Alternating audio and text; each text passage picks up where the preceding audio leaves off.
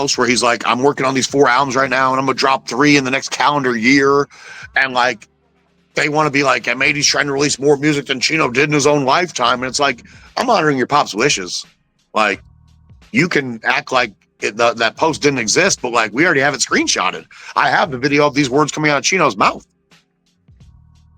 Oh, okay. I see a question right now from Doobie Sonics. I didn't know people could check it. Doobie Sonics says, please ask M80 why Ghostface act like he didn't make the Lost Tapes sound with Big Ghost LTD during the interview with Big Kev. Here's the reason. That was Big Kev's fault. Big Kev says to Ghostface, he prefaced the question in a way to throw Ghostface off. He says to Ghostface, tell us about the Lost Tapes album you did in 2023. We didn't do a Lost Tapes album in 2023. We did a Lost Tapes album in 2018. Even I was confused, and I made the fucking album. So Ghostface is thrown off. As a matter of fact. Of course, it's literally one of the best Ghostface albums. It's one of the best Ghostface albums in the past decade. I let Ghostface do what Rakim. By the way, Rakim agreed to do the album with me because he liked the Ghostface album so much. And people act like the album's not the shit.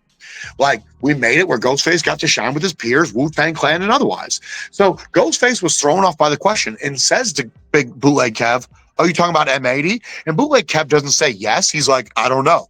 What do you mean you don't know? Motherfucker, you know me. Yes, M80. You're a professional journalist. Do your research. He knew what he was doing. And I told Kev, this is the funniest part about it. I thanked Kev the next day. I said, yo, you helped me make an extra 25 grand. I want to take you out to dinner or buy you drinks. He didn't respond, but we still talk.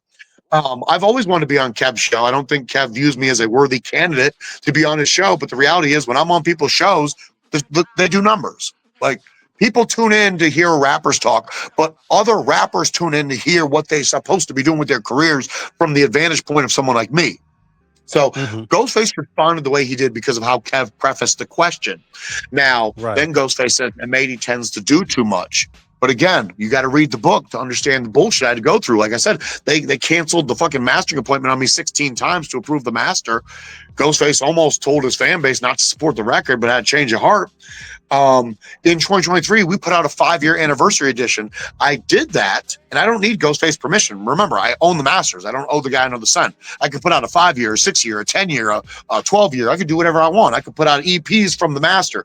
So after Kev did that shit, and I'm like, okay, they're gonna like laugh at my album, like I didn't pay Ghostface all this money, like it wasn't a real album.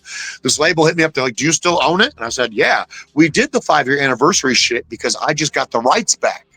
I licensed the digital rights to the Lost Tapes to a label and got the rights back. So I had to legally re-release it so I could switch everything to my name and take those SKUs down and put the new SKUs to make the money. So I tell this label, yeah, and they cut me a check for 25 G's. So I thank Kev. I'm like, I would have never got that email had you not make it seem like my shit wasn't the shit. And come on, I'm not pulling anyone's tail here. The Lost Tapes, even though it's the worst name in the history of rap, because Lost Tapes implies it's some lost older product, and really it's a brand new studio album. And I had to like use this Ghostface rhetoric about resurrecting the golden era, Cuban Link, Supreme Clientele sound. That album's better than Ghostface Killah'S. That album's better than fucking Bad Bad Not Good, Sour Soul. It's better than 36 Seasons. It's better than all them shits. When we got a couple more questions, because you mentioned Run the Jewels earlier.